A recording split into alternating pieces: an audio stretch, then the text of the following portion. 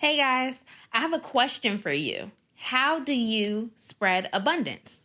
This year, Joe and I are spreading even more abundance by giving out insights on money, wealth strategies, and resources in our current newsletter, Creating Abundance in 52 Weeks, that we want to share with you for free. So sign up right now as you're listening to this episode on our website at www.abundantculture.co. That's .co/newsletter.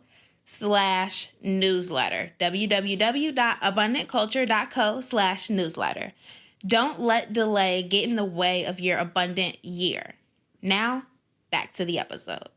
Welcome back to Abundant Culture Podcast, where we dissect the mindsets and tactics of the true beasts of business.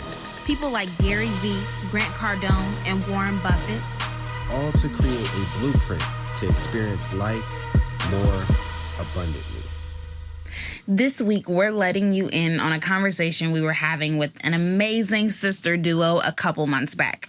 In this conversation, we were talking about everything not to do when it comes to business, the importance of company culture and how that affects hiring and retention, and a bunch more.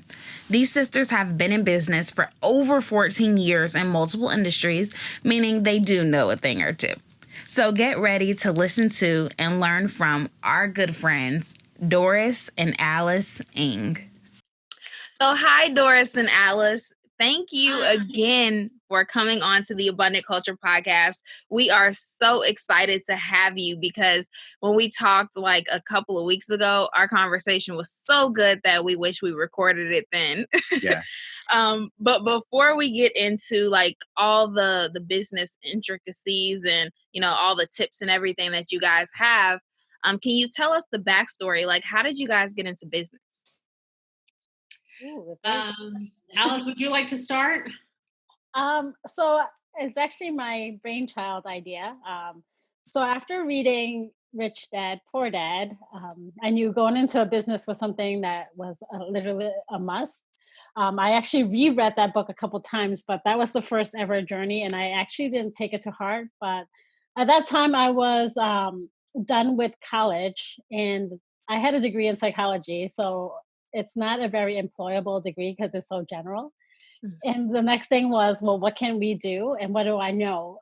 Was to start a business was actually in the restaurant industry. And that's exactly what happened. It's not that I am a chef by trade, but it was my dad was in it. And so that's the only thing we knew growing up was the restaurant. So that was pretty much why I got started. And of course, Doris could share how I literally dragged her in. It's supposed to be a 1-year stint, but ended up being like a 16-year stint. Yeah. So I was never really was very interested in the restaurant setting. And business-wise, I didn't know enough about it. All I knew was my parents, when they had their business, they struggled. And it was very difficult for me to combine the two of working and slaving away hours and hours just to go ahead and afford a job. And that's why I saw opening a business was like. So it actually deterred me for a very long time because I didn't know the value about owning your own business and the leverage part of it because I didn't grow up in that environment. Yeah. So when the opportunity came to go ahead and start our own business, which happens to be a restaurant, I supported Alice. It was my last year of college. I supported her in writing the business plan to obtain the loan. And then from there, I had told her, I'll help you out for 6 months, get you off on the ground. And that 6 months turned into the entire time of the business. So to say that the journey has been rewarding is totally an understatement because I was rewarded financially. And most importantly, I was rewarded on the emotional level and also the education level because I never knew that running a business or owning a business can translate to exponential growth personally and financially on that end. So. Absolutely. That's awesome. So take us on a journey of like, what did starting that business really entail? Like, I know you mentioned that there was a business plan, but can you walk us through like how you financed it, and also how'd you grow it so rapidly, or did you grow it rapidly? No, Kind of tell us no. the story. No, I can probably take this question. Yeah. And so, how we got started was a very traditional route. I didn't know any other creative ways of doing it. And there's many creative folks like the both of you. When I heard your story, how you can go ahead and really leverage off of that, we didn't know. So how we did it is we got an SBA loan, very standard. We put the money down, and then we had a traditional bank financed it. It was based on experience. So fortunately, our parents were very just they supported us, and they actually backed up the loan for Nice. the experience end of it. And we did everything in the books that you're not supposed to do. So what it means is don't use your house as collateral. Don't take the line of equity out of it. And that's precisely exactly what we all did. So to give you a good visual of it, if everything went poorly, we would have lost everything and then some more. Wow. So and that's why we were very, very fortunate that things worked out the way it did, because there's only one way, right? Either you win or you lose. And in this case, luckily we won, because if we lost, it would have been so much more, just because my parents got involved in it, and we would have dragged them down too. Yeah. So very traditional on that end. We did struggle just like any startup. Because we grew the business organically. We came up with the name ourselves. We built the restaurant, actually. It wasn't a freestanding. It wasn't a hand-me-down from a previous owner. It was completely on its own. So we had to learn how to construct and build a brand new building. We had to learn how to come up with a nice brand for the name so it represents it. So we learned that. And then on top of that, we had to learn how to hire. And because, like Alice said, we don't know how to cook. I barely knew how to bartend. We didn't have any experience, so we had to learn/train. And can you imagine someone with no experience training someone with little to no experience? So you could see how that all went down. So we did all of that, and in the 3 years that we started the business, it was a lot of learning curves, and we did go through a huge financial hurdle, which meant that we would have gone under the very first year, because we were not doing well financially. We didn't know how to expend the money, and we just over leveraged it. And we had to even dip out of our own finances, and again, take more money out of the home for equity to go ahead and pay our employees. So just like any successful person, you always hear this backstory that no one really knows, because it's not something we're very proud of either, that we have all these struggles that went with it. Into year 4 is when we actually started to break even with the business. And during the first 3 years, it was just filling in every single pocket of areas that needed help. We had to learn how to bartend really very quickly. I didn't know how to serve. I had to learn how to serve overnight and figure that out. So a lot of restless nights. And if we counted the amount of hours we put in, it's volunteering at this point. Yeah, basically. Yeah, minimum wage. We don't like to count hours in this business. So Alice can share her story on it, but it was definitely not an easy feat to go ahead and climb through that mountain or that hurdle that we had. Well, one thing Doris forgot to mention, which was kind of funny, is so we did this restaurant. Actually was everything based on trust and state. And what I mean by that is we never actually put in a deposit, and the builder started building. So we actually had zero funding, like zero dollars in our bank account. As a matter of fact, we didn't even have a business account at that time. And the project was actually on the roll. And at one point we're like, we actually have no money, but the project is moving. And this is actually month 2, and we finally got funding, like the traditional bank. And we went through a couple of banks, and they denied us, and we weren't sure where we're going to get the money. But luckily, we had this banker come in, and he actually gave us a personal check when he was paying a bill at my parents' old restaurant. They had an old restaurant. And we're like, sorry, sir, we can't accept a personal check. And this particular individual was like, do you know who I am? And we're like, we had no clue who he was. Well, he happens to be a VP of, business banking, who happens to be in charge of SBA, like one of the SBA people in that bank. So he was actually the one. It was literally like someone just walked in and say, hello, here's your opportunity to get funding. And we took upon it. So that was, I guess the universe or whoever, like, just watching out for us, because had we not told him and denied his personal check because we said we couldn't take checks, we probably would not get funding. That was already month 2, and we had zero money in the account. So that was kind of, I guess, that was an interesting story. How if you're determined to go that way, I guess things would just show up, right? And that man happened to be showing up at the right time. So Yeah. we thank him till this day for that experience, because had it not been him, who knows where we'll be today. For sure.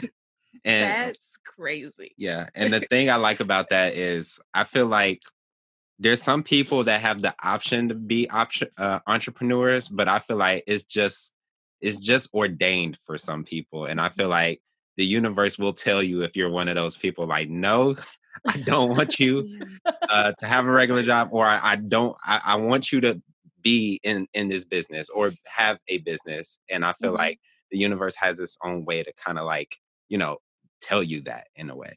So Go So ahead. a question I just had was, what drove you guys to, from year like 1 to 4, since you broke even at like year 4, what was like that driving factor to keep going after so many years? When you think about something larger than yourself, it really sets a different demeanor and why you do certain things, right? So for us, it was because, as I mentioned before, we leveraged my parents for a lot of things. So if it didn't go well, we would have lost everything. On top of that, they would have lost everything too. So when you look at that layer, you don't want to go ahead and have other people fail with you. You rather fail yourself, that's fine. But when you're dragging a whole family with you to do this, this is something that, again, it's much larger, and you're going to fight through that and find a way. So for us, it was, there's no failure at this point. We have thought about closing the business down. Worst case scenario for Alice and I would be, we'll find a job. We'll be heavy in debt, but we'll find a job. Yeah. But then what would happen to my parents? They put their whole life savings on the thing. They were personal guarantees on this whole thing. What would happen? And at that time, we're so new into it that you're looking at $500,000 back then. It was a big lump sum for a 23-year-old. So for me, it was like, oh my God, I don't think I'll ever make that in my lifetime.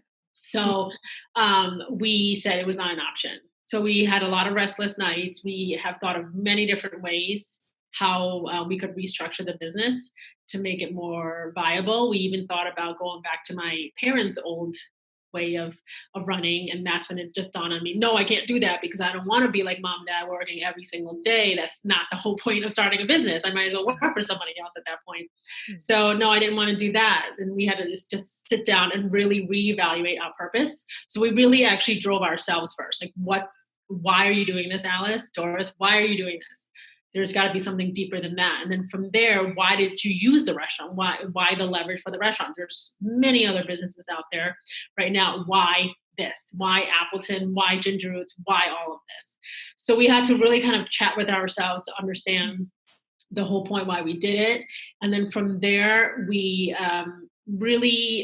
did take on a marketing company because we struggled with communication on how our food and our establishment really translates to the community. So we did hire somebody professionally. We took our last 15,000 and we say, here's it, this has got to work, because people tried our food, they love our service and our food, then what's wrong?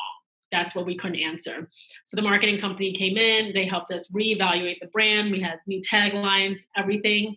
And it took us about another 2 more years where we're able to go ahead and say, you know what, we went from that. After we did the marketing, it was literally overnight where we just revved up. Still very, very lean and mean with our team. Alice and I still worked a lot of nights and weekends. We didn't go on vacation for 3 years because there was no time for us to leave. So we really, every single day we pounded after work. We made sure that strategy was there, get our finances in gear, and we were able to pay back all the loans that we had that were outstanding that really impact us potentially, meaning the line of credit for the house, my parents, we want to get them out. So by year 4-ish, we were back at our normal loan and everything was back to normal. But it wasn't a safe zone because we still owed the bank money, but it just got us out of the weeds essentially. And then from there, it took us about close to 7 years to break even in the business. So, Wow. yes. Determination at its Yeah, but then once you start revving up from year 3 to year 7, we realized this is my aha moment where I said, "Oh my God, this is crazy how much money we make." Because I'm looking at the financials, I'm like, "Alice, this is ridiculous. Really, we made this much? I don't think I've ever made this. Well, clearly I didn't, but I've never made this much in my entire life." And this is how it goes. This is amazing. And then we started taking vacation, and then we would make money while we're on vacation, meaning we're getting sales in, where employees are watching it for us. And this is why people get into business. Then it all just like click, click, click. Everything came into place. And then we did take on a coach as well. So that's when they challenged us some more and said, well, if you could get to this, what happens if you get to this? And so then let's start out. Coaching was definitely one of the things, that took us to the next level. I mean, we had awesome mentors, but nothing in the sense of just having a coaching like provided. So we each hired a business coach. Doris happened to win an award at that time. American Express had a promotion going on that's called Make Mine a Million, and it's striving for 1 million business owners to make $1 million in sales. And we happen to be one of the winners in that national organization. And here we thought we'll never win. We're from a little small town. We only service literally the 60-mile radius. We'll never be able to win against like national companies, but we ended up winning, and they actually got us started in the coaching gig. And that's really when it took the business to the next level. And I literally started looking at the books and what that provide. That was way before podcast was even popular back then, right? So now you could hop on and you could totally watch everything on podcast and YouTube and get all the information. But back then it was more of, oh, okay, so I guess this is how it works. And so definitely education and coaching was the thing that literally drove the business to the next level. Mm-hmm. That's awesome. That is.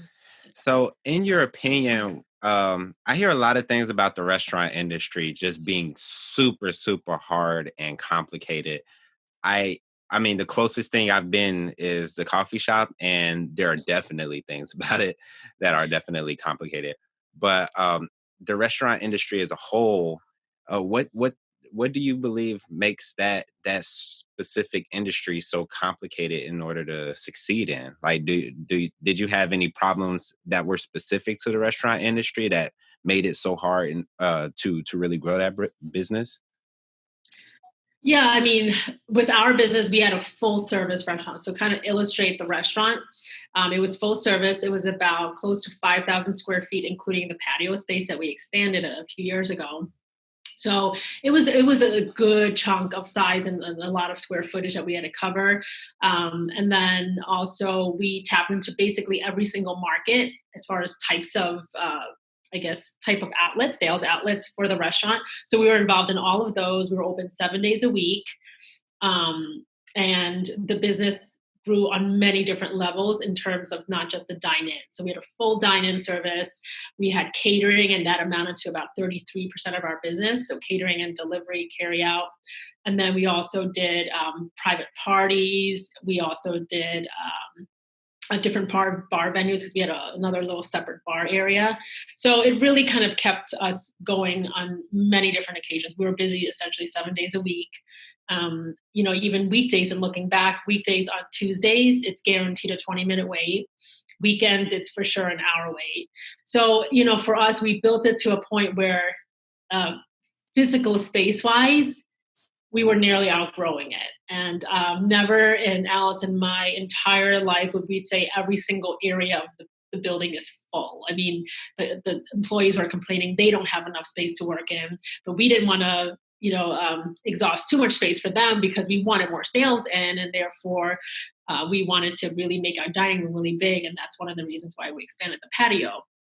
And then we started growing in sales. We couldn't grow it physically anymore. So we decided, let's get into catering. So we got into that. And then on a weekly basis, we're getting corporate caterings before the restaurant opened. And then we had struggled issues with our staff coming in and working really long hours because they have to come in the morning, prep for the catering, work their regular, like hourly service hours, and then they have to, of course, take care of closing. So we had to essentially almost even get 2 separate teams coming in because it got to that big. Again, very good problem to have. Huge growing pains. We learned so much that we grew our team from 20 employees, 15 to 20 in the very beginning to about 65 when we became non-active in the business anymore. So to give you a visualization of how our business grew on a employee scale is, I remember on Sundays and Mondays of the slower days in the restaurant world, it would just be one server for the entire 5,000 square feet restaurant. Wow. That's how slow we were. Yeah, and I would be the backup server. So I'll have one server and then just me backing that server up. Alice at the bar. That's how, and Alice bartend and host at the same time. Because, you know, the likelihood of someone coming in and drinking, like, that's how we ran it. Fast forward 15 years later, we have to run minimum 1 to 2 bartenders. Weekend is a must at 2 with a couple bar backs. Weekends must minimum 2 hosts. So we can't even leverage 1 anymore. Servers are running anywhere from 5 to 7 servers. And then we also have bussers as well that run anywhere from 3 to 5 that we run. So, and then we have a specific one that just takes care of carry out. You stand in this like 2-night area and all you're doing is packing. That's all they do. Wow. So, you know, when you look at that, we every so often we'll take a step back and we're like, this is insane how it used to be just you and I, Alice, on this whole thing. Now you take that step back, you have a leadership team of 5 and they're running different departments and you don't really belong. There's no spot for you anymore. And you're just, wow, how did that happen? You know, and one of the things we used to tell them all the time is your goal is to kick Alice and I out. Sure enough, they did. And I felt like, is this the end of the road for me? Like, I'm not invited anymore to my business and work. And so it's a really good feeling to have when you're able to have the business expand and sustain on its own with or without you. So again, that's the whole aha moment.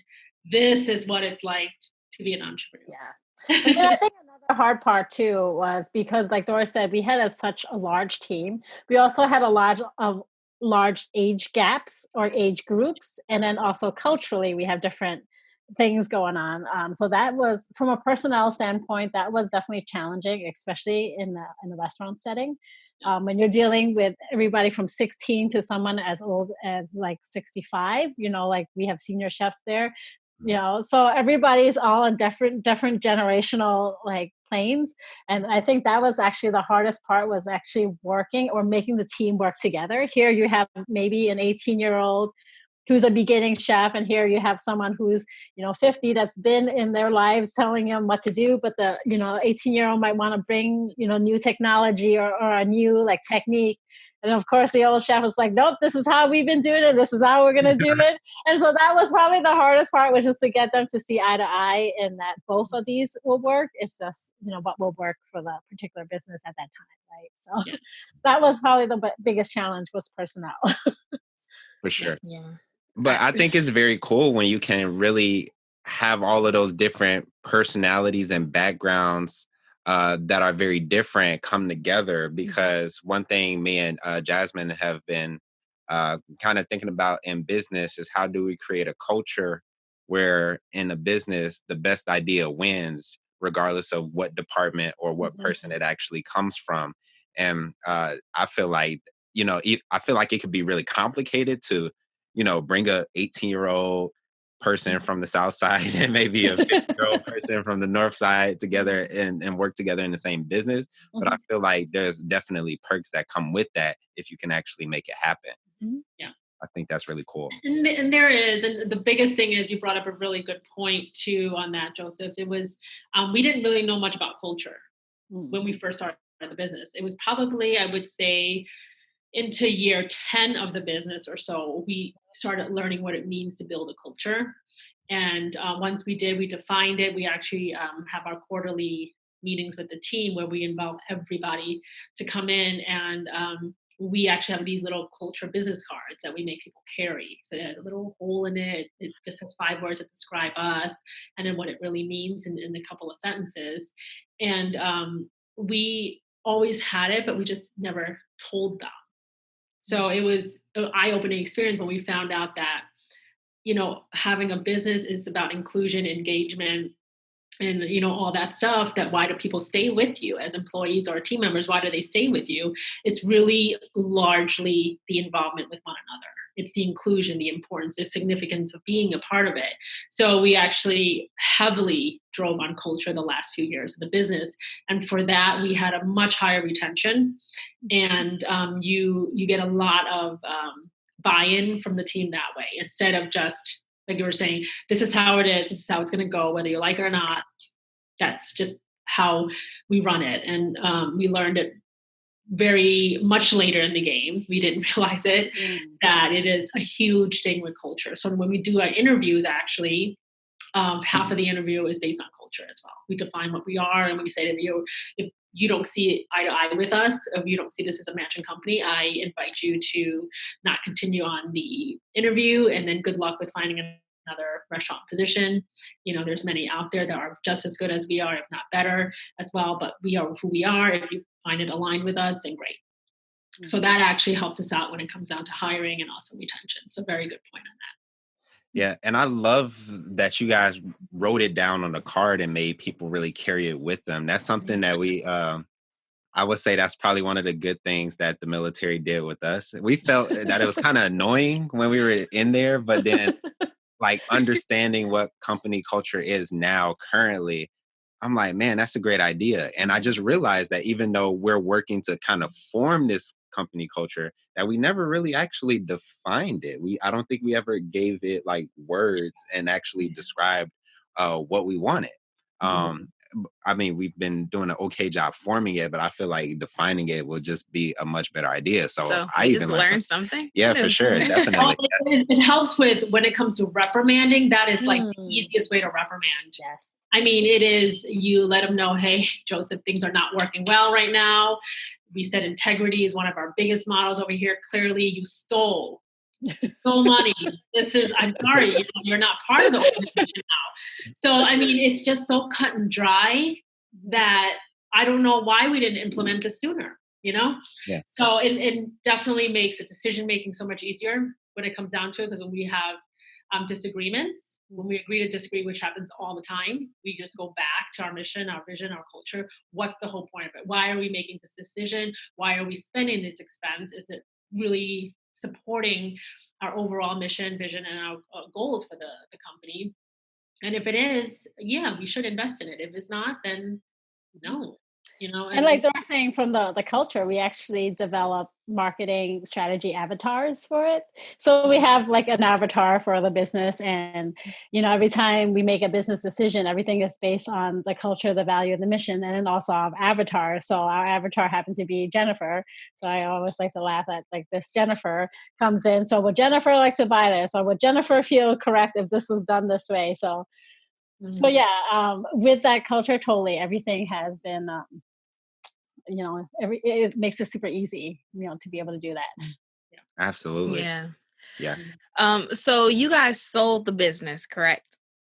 Correct. Okay. So can you walk us through like that process? Like, what was that like, selling your business, that this was like your baby? You built this up and then you sold it. Did you want to do it, Doris, or should I? It doesn't matter. I mean, I can give you the logistical point of it. Alice and I started the business to sell. We knew it. Yeah. So every decision, again, this goes back to mission, culture, vision. A lot of people start businesses not to sell it, but we started with the option to say, in the future, nothing is permanent ever in life. So we should really aim for it to go ahead and get released at some point. So everything, that's why the name of the business never would say Alice and my name on it, because we don't want to be the forefront of the business. Yeah. And one of our biggest things that we achieved, and we finally achieved it, I think year 10 or 12, we want our employees to be the reflection of Alice and I. When people say who own the restaurant, we just say it's us, it's all us. We don't want to be always in the news. We even take on our managers to be on the news or to do PR stuff because, again, we don't want to be in the limelight, not because I don't like it. It's because it's just a easier separation in the future. So fast forward about, I think the 12th year in or so, I did have a really good customer that went out to me blatantly and said, Doris, I come to your restaurant not because of you. Just saying. Like, great. I come here because the bartender, he knows my drink. I come here because the host, she knows that I like to sit over here and this is my table. I like that. You, it'll maybe influence me to come another day, but it's not you. So I was crying inside, like, oh my God, this is amazing. I brought up to the team and said, you know what, guess what? Mr. So-and-so is really here for you. And it makes me proud to know that you could represent Alice and I so well in the business. So that was one of the big things. So we, in the very beginning, we drove that heavily. Everything, the success is really driven on the team. We don't like to take a lot of credit for it just because we want to make sure that it really translates to the customer and that it is really them. So that's one thing. The second thing is because we wanted to sell, again, the whole thing, the notion we wanted to sell, we leveraged everything. We would rather make a little less money and leverage it off to other people to support us and find the best of the candidates to make sure that they could perform the best. We invested a lot in our employees, meaning we would bring them to Dale Carnegie's classes, pay a few $1,000s for a leadership course for one of our managers to take, knowing the fact that they could leave us tomorrow. And that's just the way it is. Yeah. Prior to that, I used to always take classes myself and train. And you know how that typically works. When you learn, you only retain 80% of what generally is. And of my 80%, I transferred the information to that person. And that's only 80 of what I had for 80. And then before you know it's 60% of it. So it gets worse and worse and worse, I guess, in the end. So we decided, let's not waste my time. I'm not good at bartending. Let's just face it. I'm not good at cooking. Let's go ahead and invest in someone who actually has a passion for it, who actually is good at it and wants to be better at it. So we invest very heavily in the team that way. And that was one of our major pushes. Yeah. Like Doris was saying, we definitely, going back, we definitely talked to even people that want to possibly look at the exit strategy is like the end in mind, like focus on what that looks like, the end in mind, and then how do you achieve it? That was the biggest thing. And we knew, we were building this business to sell. And then like Doris said, we actually knew that one area that would be like much needed was team. Right. I'd rather have an A team that's with me for like the duration of time they are versus having a C team that's going to be with me forever. Right. That's not going to serve my purpose. So we invested a lot of money in training, but we definitely were able to get that back in as far as the profit. So a lot of business owners actually are afraid to provide training for their staff or leadership training specifically because they're afraid that they might, move to a different company with all the skills. Yes, that is a possibility that can happen. But if you develop a culture where people love you and they love what they do so much, you know what? I'd rather have them here for the duration that they're here at 110%, all day long. So then moving back to how we got it to sell was during that time we were building it. So we leveraged a lot. We made sure that we leveraged a team. So that made it pretty easy, number one. Number two, it makes the business more profitable to release. If you happen to be, the person behind it all, it's very hard to sell the business at the multiple that you're looking for. So we decided, like I said, a long time ago, but we didn't fully make that commitment. About year 10, I think. Year 10 is when we decided. I think we brought the business to that capacity that it could be. It can value add a little bit more. They can sustain a little bit more. The owners can do a little bit more with it. And I think this is a good time. This is where Alice and I have exhausted everything that we knew in the business. And in order for us to continue to grow, we either have to open more restaurants, and we were ready to go ahead and start a different industry. It's not because we didn't enjoy restaurant. I would definitely consider opening restaurants again. Love the food service business. It was just that, the FOMO of what happens if you didn't try something else.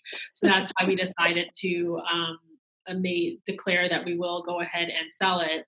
And during this time, we continue to leverage our employees, making sure that we are investing in them just like any new owners would, and treat it like it's really still our own.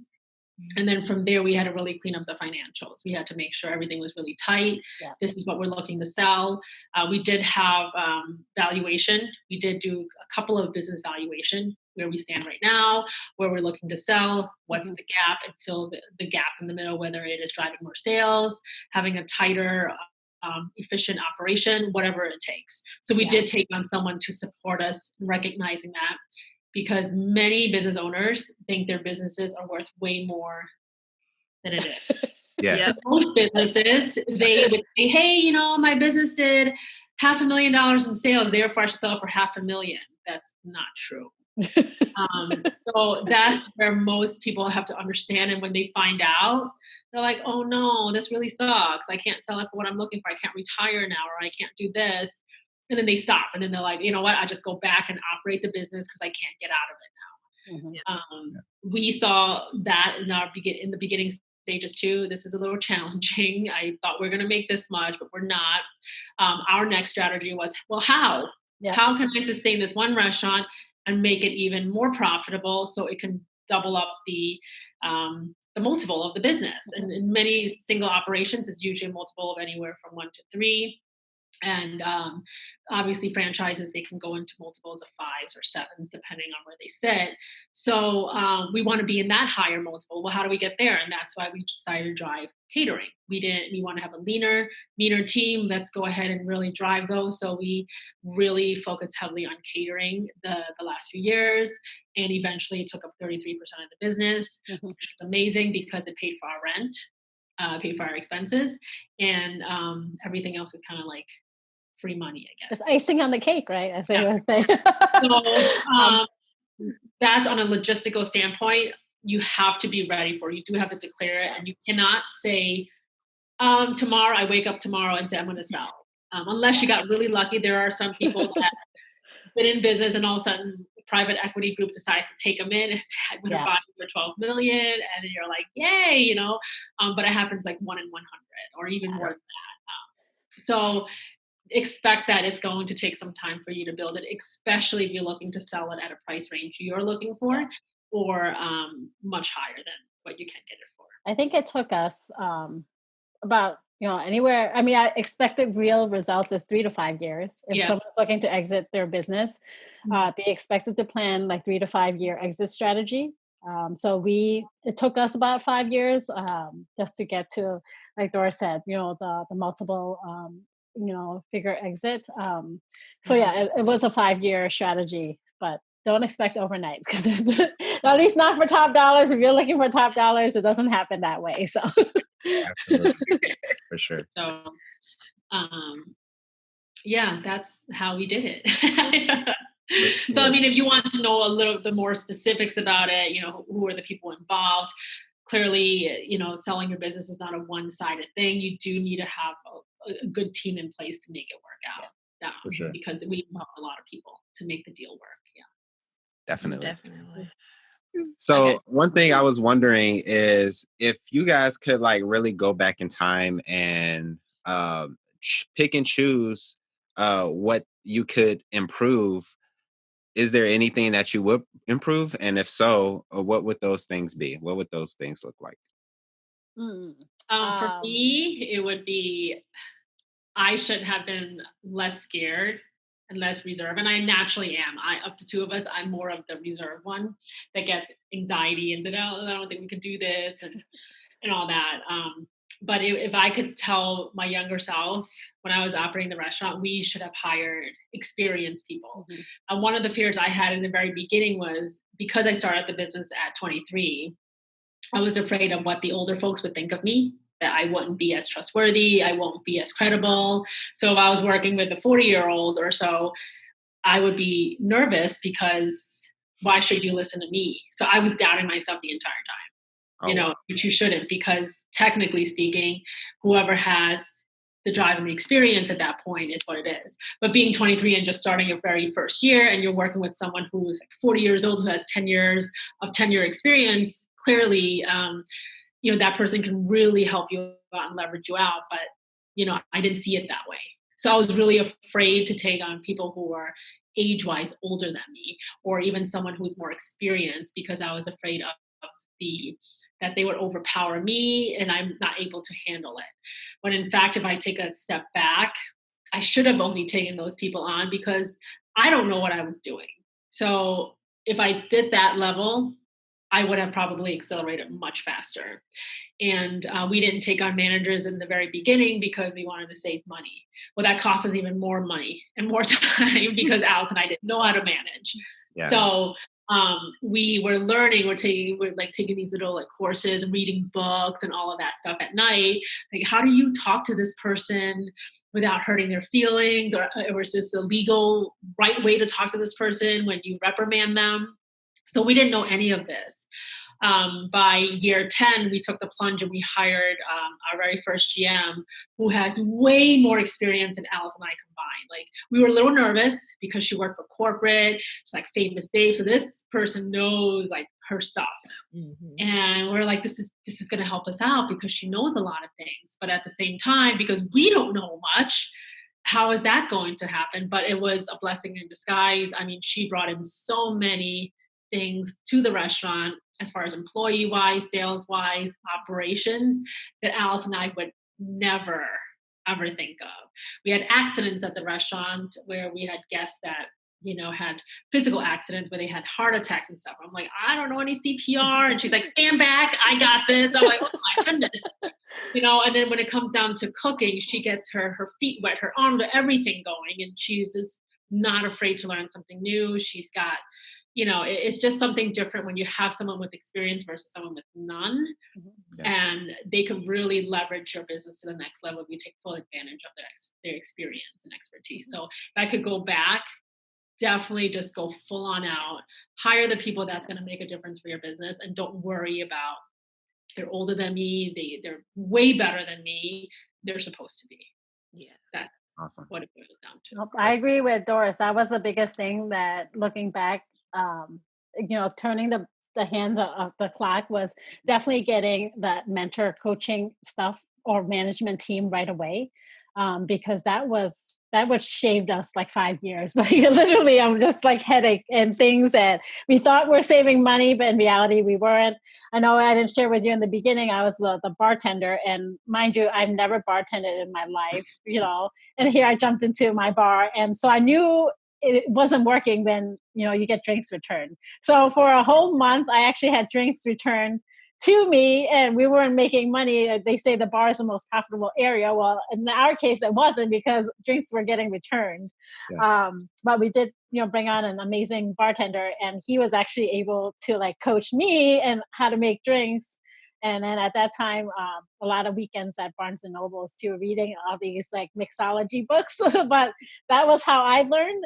So had we moved things forward, I would have done it differently, by bringing in the right people on the bus, so to speak, versus trying to be everywhere at everything, and including being the driver. So it was almost impossible to do everything at once. Yeah. And also the other one thing we learned is that whatever team you have, your team sincerely wants to help you and the business succeed. They want nothing more than that, but you have to let them know, hey, I'm not the best. I kind of suck actually at this, and I really need your help in making it work. And you'll be so amazed how your team just comes full on and say, you know what can I do, Jasmine and Joseph? Tell me what I can do to improve on the coffee. I found this price. It's a lot less expensive. So when you communicate exactly what you're missing and what you need, it comes full force. We've had team members that would come in on Sundays when they say, I will not come in on Sundays. I don't work Sundays in the restaurant, but they'll come in on Sundays and say, I got the bar menu done for me. Take a look at this, Alice. How do you think? We were just completely amazed that people would actually step up to the plate to do it, just because we were not confident in ourselves. And we were afraid to showcase that we were actually weak or not know anything, because truthfully, as a leader, you're supposed to, in the eyes of many people, the expectation is you're supposed to know more than them. Yeah. The truth of the matter is you don't. And that's what we learned is, no, you'll never be as good as the people actually working the floor. So deal with it, Doris. You're never going to be that best server, and you have to understand that and acknowledge the best server and say, you're going to have to help me train. You're going to have to tell me what's best for the department at this point. So we realized that much later on in the game as well. And had we had known all of this, we would probably not run into, or maybe a lot less of the issue of the financial that we were saying we were not doing well, because we were in so many different spots and we didn't have to be. We just chose to be. Not knowingly, we chose it. So, yeah. That's amazing. Oh, go ahead.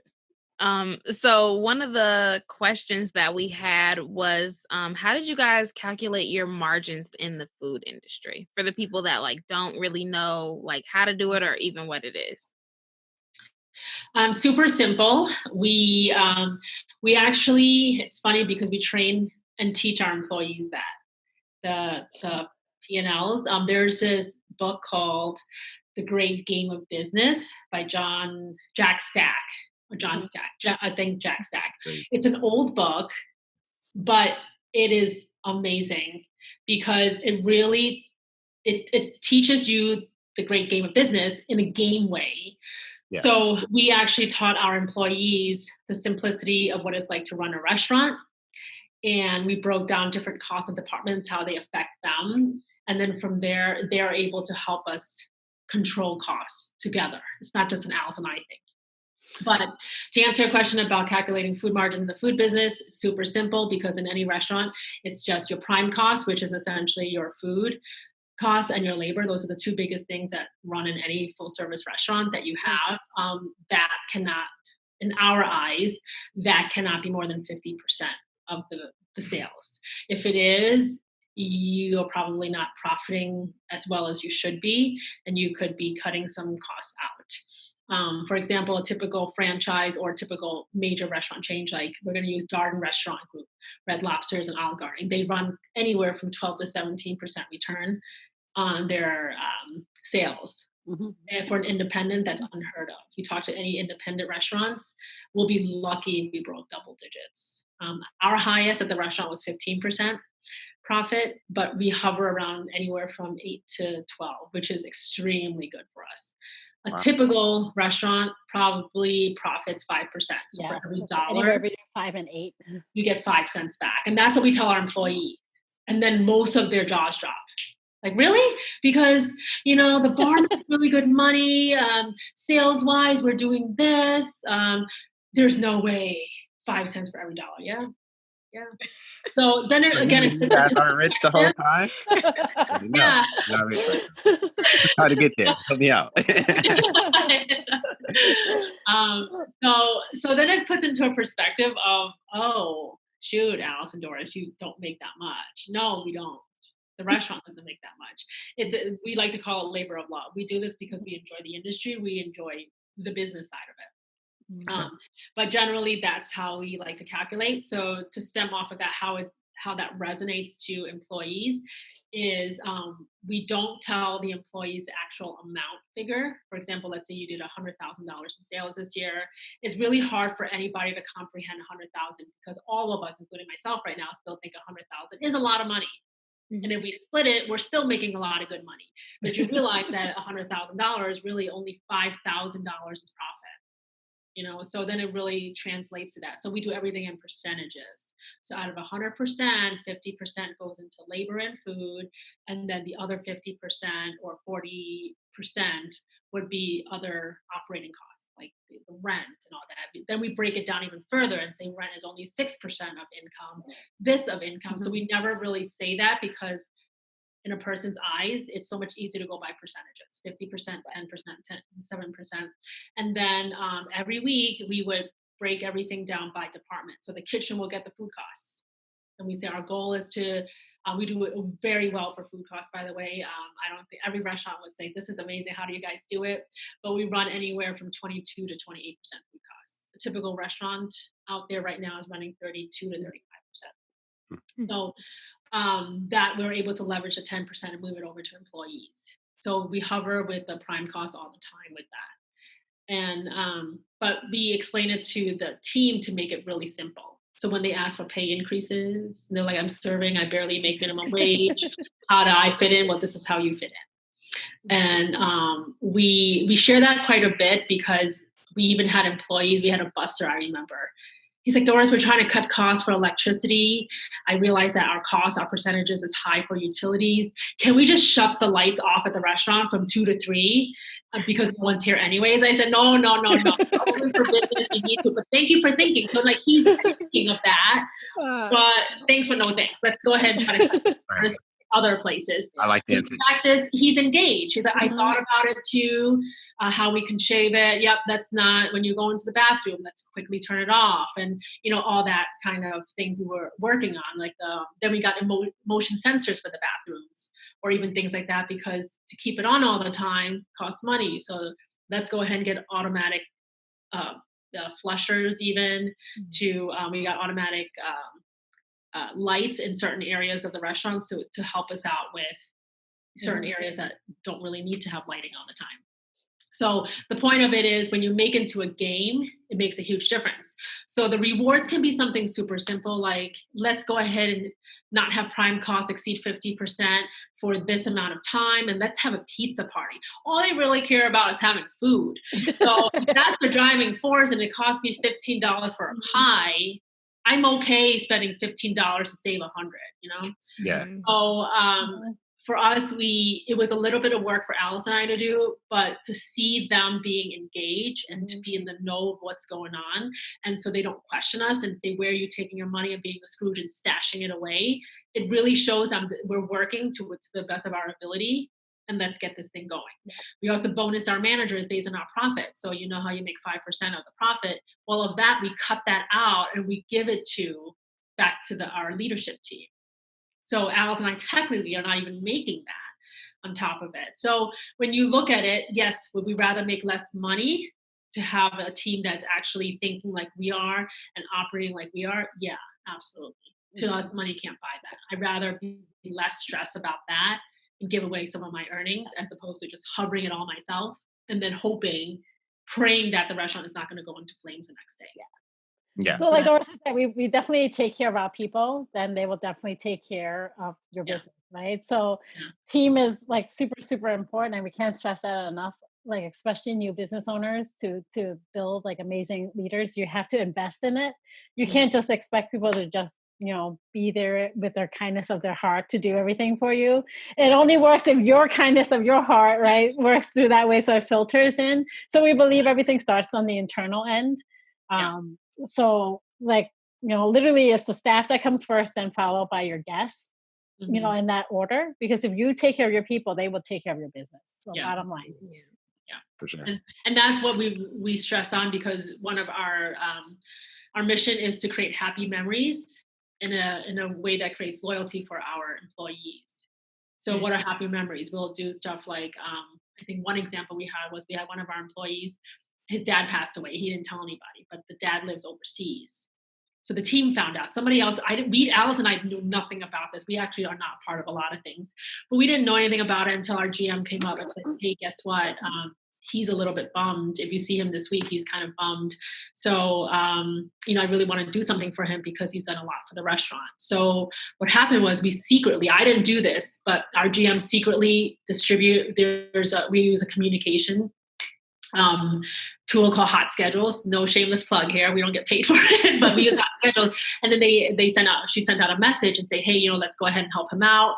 And then of course my GM said, per your approval, whatever the team donates, can you match it? We're like, yeah, absolutely. Let's go match it. So the whole team contributed a few dollars, whatever it was. I think it was like 500 eventually came out to, and then we doubled it by adding another 500. So we bought him a plane ticket to go home to see his dad. And we didn't disclose it until our team meeting. And he was like teary-eyed, like, really, you guys did that? Fuzzy feelings, that's what it's meant. And we create these memories that are lasting, that's meant to be here, and that's loyalty, and that's engaging.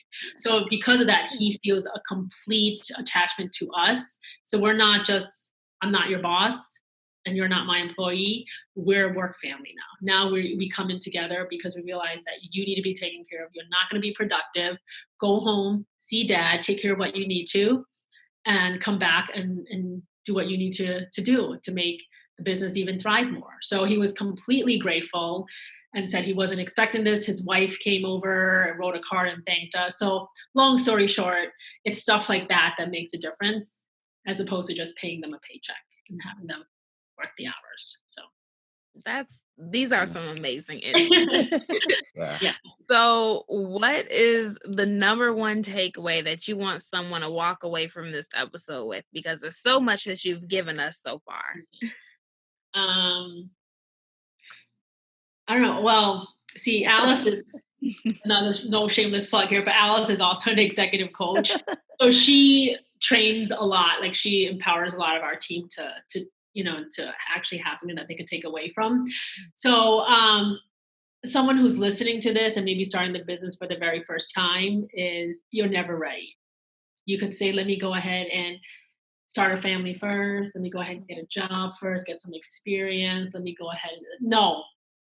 I mean, if you want it, you should just go do it because there's never a right time. And even then, when you think it's the right time, there's going to be something else that's going to come up and you're going to wait again. If you're going to keep on waiting on the sideline, you might as well tell yourself that it's not going to be done. So that's my Absolutely. And the biggest thing is, you're going to fail, right? It's not about if you're going to fail or not. You're going to fail in business, right? It might not be what you think it was, but it doesn't matter how much you fail, but how fast you're willing to get up and continue the journey. And that's the one thing I definitely want to share with anybody that's starting a business is that you are going to fail. So that's okay. But it's just all about how do you get up and move forward. Yeah. And I think a lot of times the society that we live in isn't really realistic about what it really means to be a business owner or entrepreneur in this country. It's like failure is like the one thing that is guaranteed. Like the number one thing that's guaranteed is you are going to screw it up at least once. See, we didn't become two savvy sisters from being savvy. Actually did everything that's so not savvy in the books. We probably could write a book on how not to be savvy, right? In business. But that's really good though, because I feel like there's maybe somebody out there who are just like you.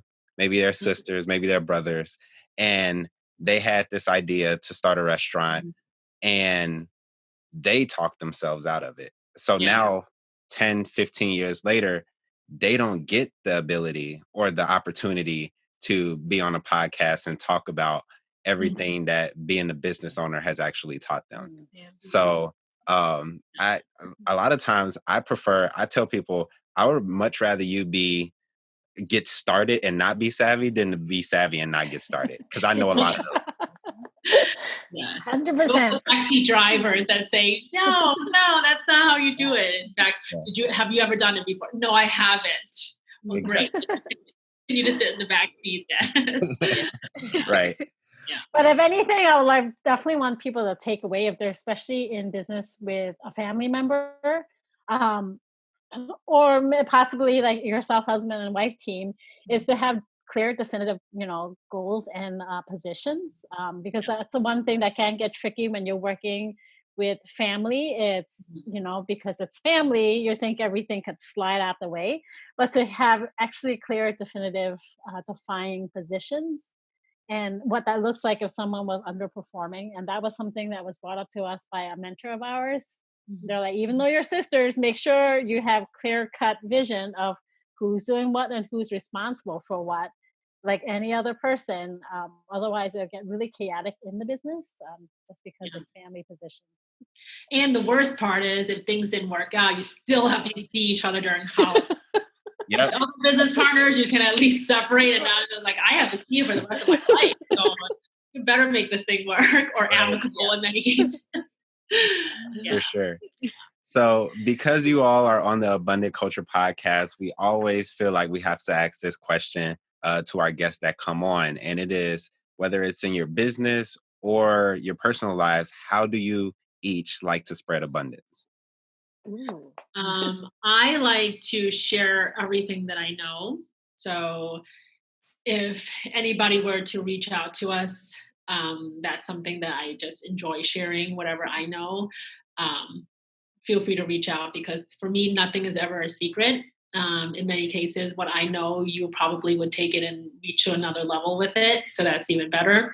And there's enough room for all of us to grow and be abundant in all of those. There's no reason why you should hold anything in, thinking that the fact that someone will exceed you or go faster than you, because that's life. There's a lot of opportunities for all of us to succeed and do well. Absolutely. Love So it. one of the things that I'm, really passionate about is actually inspiring, millions of entrepreneurs out there. So like Doris said, one way to do it is to share. So I like to coach on leadership, specifically on managers and on entrepreneurs or startups.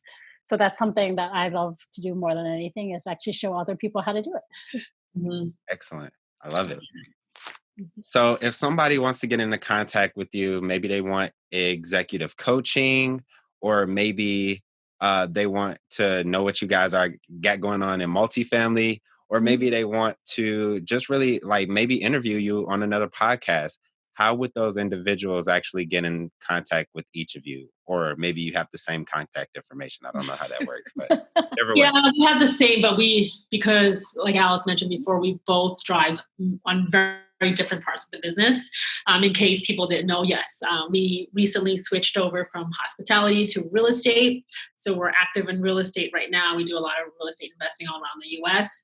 And to get a hold of us on social media, we are on the handle Instagram, 2SavvySisters, the number 2, and then Savvy Sisters.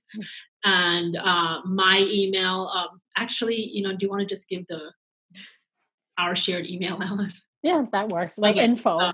Info at 2savvysis.com. It goes to Alice and I both, and then we could share what we know from each other's experiences. Again, because we have very different roles in the business, and if you're looking to pick our brains for either one of us, we will be happy to go ahead and share what we know. And if someone has any questions or just want to make a phone call quick, you can reach me. I'll give you my direct line, right? It's 920-205-0226. Feel free to call or text. I'll be more than happy to share and even do, if needed, a laser coaching session, right? Just to quickly get to the source and move on with your business day. So Excellent. Awesome. All right. Oh, I thought you wanted me to end I it. thought you were ending. Oh, well. So I really do appreciate both of you, Doris and Alice, for coming on to the Abundant Culture podcast.